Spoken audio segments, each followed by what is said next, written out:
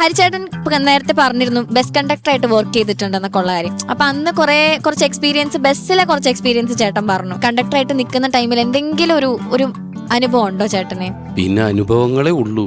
ഷാൻഭായി ഒരിക്കൽ എന്നെ കോഴിക്കോട് സ്റ്റാൻഡിൽ വെച്ചിട്ടേ, എനിക്ക് ഈ കോഴിക്കോട് സ്റ്റാൻഡ് ഇപ്പോഴും കണ്ടു കഴിഞ്ഞപ്പോൾ ഒരാൾ വന്നിട്ട് കഴുത്തിന് പിടിച്ചിട്ടുണ്ട്. എൻ്റെ ഫസ്റ്റ് യാത്രയായിരുന്നു. നമ്മളന്ന് സ്ഥിരമായിട്ടില്ല. അപ്പോൾ ഡ്രൈവർ സ്ഥിരമായിട്ട് ആ റൂട്ട് ഓടുന്ന ആളുകളാണ്. അപ്പോൾ രാത്രി KSRTC ബസ് നിങ്ങൾ ശ്രദ്ധിച്ചിട്ടുണ്ടോ എന്നറിയില്ല, കുറച്ച് നേരത്തെ വരാൻ പാടില്ല, വൈകി വന്നാലും കുഴപ്പമില്ല. അപ്പോൾ നമ്മൾ വൈകിട്ടായിരിക്കും കോഴിക്കോട് നിന്ന് ഇങ്ങോട്ട് തിരിച്ചു വരുന്നത്. അപ്പോൾ വരുന്ന സമയത്ത് KSRTC സ്റ്റാൻഡിൽ നിന്ന് എടുത്തിട്ട് ഡ്രൈവർ പറഞ്ഞു, നീ ആരും ഉണ്ടായില്ലടകയാ, നമുക്ക് ഇതിലൊന്നും കയറണ്ട, നീ ആരും ഉണ്ടാവില്ല, പ്രൈവറ്റ് സ്റ്റാൻഡിൽ കയറണ്ടെന്ന് പറഞ്ഞു. വണ്ടി എടുത്തപ്പോൾ ഒരാൾ ഓട്ടി വന്നിട്ട്, അപ്പോൾ ബെല്ലടിച്ച് നിർത്തി, ഓടി വരുന്നുണ്ടപ്പോൾ ഒരാൾ. അപ്പം 3 ആളെ വണ്ടിയിലുള്ളൂ. കയറി ഇയാള് കുത്തിനൊരൊറ്റപ്പിടുത്തം. ഇത്രയും തെറി ഞാൻ എൻ്റെ ജീവിതത്തിൽ കേട്ടിട്ടില്ല. കാരണം അയാൾ അതിൻ്റെ ഉള്ളിൽ കാത്തിരിക്കുകയായിരുന്നു. നമ്മൾ നേരെ പോയി ഇയാളിവിടെ വരും വിചാരിച്ചിട്ട്. അപ്പം അങ്ങനെ ഒരിക്കൽ അതുപോലെ തന്നെയാണ് ആദ്യമായിട്ട് നമ്മൾ ഈ കട്ട് റൂട്ട് എന്ന് പറയും, തൃശ്ശൂരിൽ നിന്ന് ഒരു സ്ഥലത്തേക്ക്, സ്ഥലത്തിന്റെ പേര് ഞാൻ പറയുന്നില്ല, തൃശ്ശൂരിൽ നിന്ന് 10 കിലോമീറ്റർ. അപ്പൊ ആലുവ, അങ്കമാലിയൊക്കെ പോയി ഏറ്റവും അവസാനത്തെ ട്രിപ്പാണ് ഈ സ്ഥലത്തേക്ക് പോകുന്നത്. അപ്പൊ ഈ സ്ഥലത്തെ പറ്റിയിട്ട് എനിക്ക് അറിയില്ല, ഇതുവരെ ഞാൻ അവിടെ പോയിട്ടുമില്ല. പോകുന്നത് നമ്മൾ രാത്രി ഒരു 9:30 മണിക്കാണ്. അപ്പൊ അവിടെ കൊണ്ടുവന്ന് വണ്ടി നിർത്തുമ്പോൾ ആ ഡ്രൈവറാണെങ്കിൽ ഇതിൽ ബാറ്റൊക്കെ ഉണ്ടല്ലോ.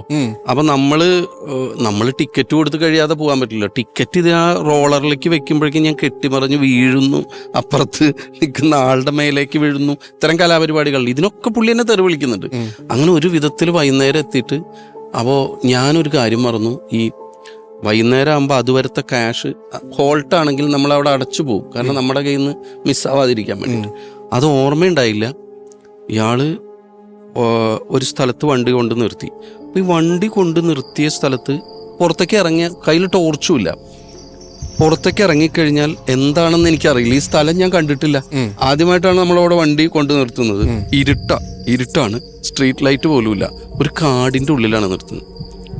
കുറച്ച് കഴിയുമ്പോൾ ഡ്രൈവർ മറ്റേ ഡ്രസ്സൊക്കെ മാറുന്നു. ഞാൻ ചേട്ടങ്ങടാ ചോദിച്ചു. അല്ല, ഞാനിപ്പോൾ ഇവിടെ അടുത്തൊരു സ്ഥലം വരെ പോയി വരാം. പുള്ളിക്ക് അവിടെ പോകാനുള്ളൊരു സ്ഥലമുണ്ട്. നിന്റെ കയ്യില് കാശ് നീ അടച്ചില്ലേ, കാശ് അടച്ചില്ലേ എന്ന് ചോദിച്ചു. ഞാൻ പറഞ്ഞില്ല ചേട്ടാ, നന്നായിണ്ട്, നല്ല സ്ഥലം അവിടെ എന്ന് പറഞ്ഞു, മൊത്തം കള്ളന്മാരാ. ഞാൻ പറഞ്ഞു, അല്ല ചേട്ടൻ എങ്ങടാ പോണി? ഞാൻ ഒരു സ്ഥലത്തേക്ക് പോയിട്ട് വരാടാ, രാവിലെ വരാം. പിന്നെ നമ്മളിവിടെ ടോയ്ലറ്റ് ഒന്നുമില്ല, വെളിക്കിരിക്കണമെങ്കിൽ പുറത്ത് പോയിട്ട് അവിടെ ഒരു പുഴയുണ്ട്, അതിൻ്റെ വക്കത്ത് വേണം. നമുക്ക് ഇവിടുന്ന് പുറത്തിറങ്ങിക്കഴിഞ്ഞാൽ കാടാണോന്നറിയില്ല, താഴേക്ക് സ്റ്റെപ്പ് വെച്ച്. അണ്ണൻ പതുക്കെ ഒരു പെർഫ്യൂമൊക്കെ അടിച്ച് എങ്ങോട്ട് പോയി എന്നുള്ളത് പോട്ടെ, അണ്ണൻ പോയി. പോണ സമയത്ത് എന്നോട് പറഞ്ഞു, അപ്പോൾ നീ ഷട്ടറൊക്കെ ഇട്ടോ? ഷട്ടറൊന്നും ഇടാൻ പറ്റുന്നില്ല, ഷട്ടറൊന്നും ഇല്ല, ഈ പൈസ ഉണ്ട് കയ്യിൽ. അപ്പം ഞാൻ ഇങ്ങനെ നോക്കിയപ്പോൾ ഒരു സ്മെല്ല് അടിക്കുന്നുണ്ട്. അപ്പം നോക്കുമ്പോൾ കുറച്ച് തൊട്ടപ്പുറത്ത്, ഇത് ഇവിടെ അടുത്തായിട്ട് കുറച്ച് കത്തുന്ന ഒരു തീയും കാണുന്നുണ്ട്. ഞാൻ ചേട്ടാ അതെന്താന്ന് വെച്ചു. അത് വേറെ ഒന്നല്ലടേക്ക്, അത് ശ്മശാന. ഇന്ന് ഉച്ചക്ക് ഇവിടുത്തെ അമ്പലത്തിലെ ശാന്തിയുടെ മകള് തൂങ്ങിച്ചത്തേ, അപ്പൊ അതിനടക്കിയതാ. എന്നിട്ട് ഇയാളെ ഇറങ്ങിപ്പോയി ടോർച്ചും കൊണ്ടിട്ട്.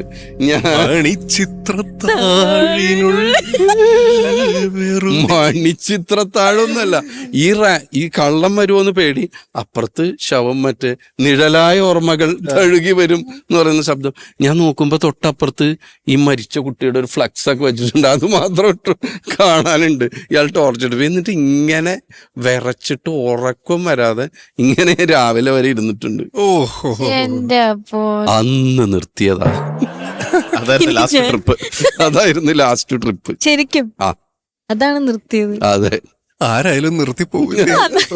അപ്പോ ഇന്ന് നല്ലൊരു എപ്പിസോഡ്. മീശമാധവനും രുക്മിണിയും നമ്മുടെ രേഷ്മ ചേച്ചി വന്നിട്ട് പൊളിച്ച് റിവേഴ്സിൽ പാട്ടൊക്കെ പാടി, സർഗയുടെ പാട്ട് എല്ലാം കൊണ്ട് ഭയങ്കര ഹാപ്പി എപ്പിസോഡ് അല്ലേ? സൂപ്പർ ആയിരുന്നില്ലേ? എന്നാ പോട്ടെ.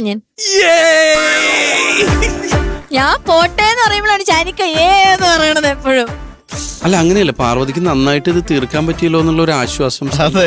ഇതെങ്കിലും ഒന്ന് നന്നായിട്ട് തീർക്കാൻ പറ്റിയല്ലോ, അങ്ങനെ ഞാൻ പറഞ്ഞില്ല, ഒരു ആഹ്ലാദം.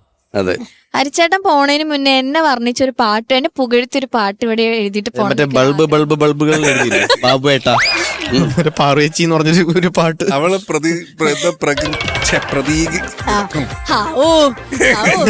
ഹരിച്ചേട്ടാ ഇതിനൊന്നും പറയാനില്ലേ? പ്രകീർത്തിച്ച്.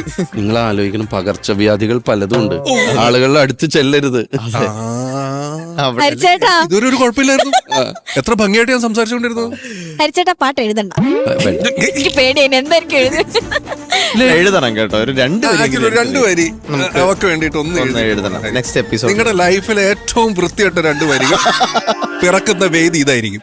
അത് ഭയങ്കര ക്രെഡിറ്റാ. എന്ത് എനിക്കോ? ഏറ്റവും വൃത്തിയായിട്ട് സംസ്ഥാനം അതാണോ? അല്ല, എന്നാലും എഴുതോ ഹരിച്ചേട്ടാ. നോക്കാം. നോക്കാം, അതെ, അതിന് വെയിറ്റ് ചെയ്യാം. ഊണ് കഴിഞ്ഞിട്ടാവാം. ഓക്കേ.